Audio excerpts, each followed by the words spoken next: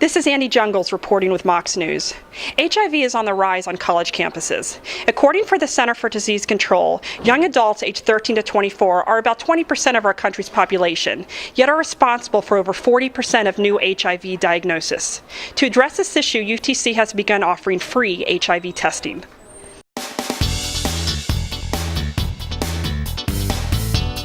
This is the second full year we've been offering free HIV testing for students. No, we've never charged students for the HIV testing or any type of testing. You can get these tests relatively cheap with the Hamilton County Health Department, or you can go to University Health Services and you can have the test there and your insurance will pay for it. Hamilton County Health Department and University Health Services offer testing for other sexually transmitted diseases for about $10. Health insurance also generally covers testing and treatments of STDs. 1 out of 4 students have some kind of STD. If you're talking HIV only, we're not quite sure. We know that there are cases on campus, but we know that 1 out of 4 students on campus usually have some kind of STD. If a student is infected with HIV, their identity and privacy are protected through federal laws. Their privacy is HIPAA is protected by, the Public Private Information Act. So we don't question, that's between them and their primary care physician and their surgeons, etc. We don't ask classes. We don't ask at mealtime. That's none of our business. HIV and other sexually transmitted diseases are fully preventable. However, sex on campus is an undeniable part of college life, so all methods of protection need to be understood and utilized. If you want to prevent the spread of HIV totally, then you're going to have to abstain from sex. If you want to give yourself a better opportunity at not developing HIV, then you're going to have to use protection such as condoms.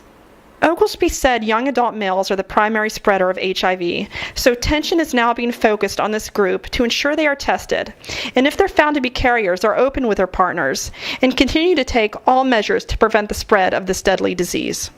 Hi, I'm Alexandria Adams with Mocs News. The new year's upon us, which brings New Year's resolutions. I asked students on how they plan to make 2013 their year. My New Year's resolution is to get this right here off.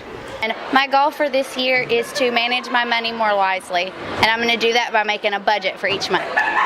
Well, my New Year's resolution was just to make at least all B's in all my classes, but to make as many A's as I can. My New Year's resolution is to eat healthy and exercise so I can be big and strong like Superman.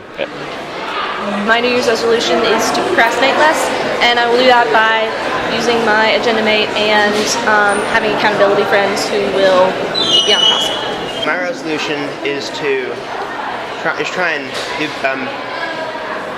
do a better job of keeping my schedules that I set for myself during the school year to minimize stress. My New Year's resolution is to really be more fit, not so much lose weight, but be more fit. I'm getting married in May. Congratulations. So I'm sweating for the dress, as they say. I plan to accomplish it by actually taking a personal health class here at UTC.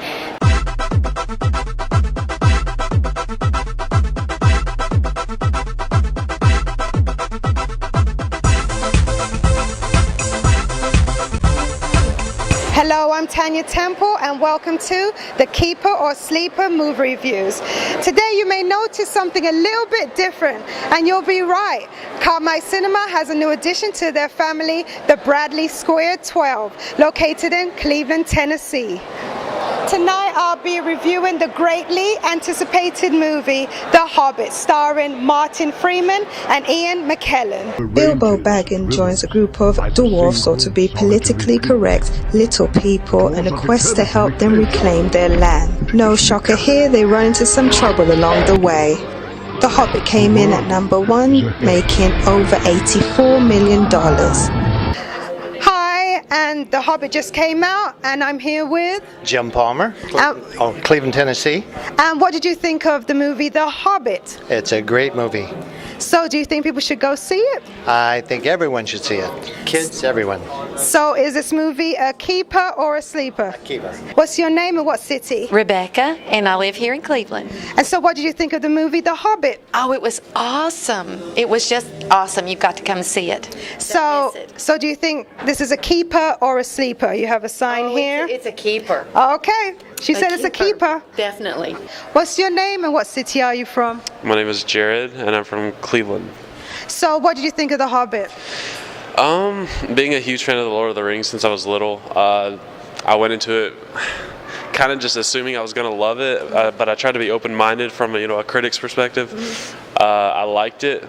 I personally thought the CGI was a little off, but I really liked it, and otherwise the storyline was great. So would you tell the viewers out there it's a keeper or a sleeper, and you have a choice of signs? Yes, we have props.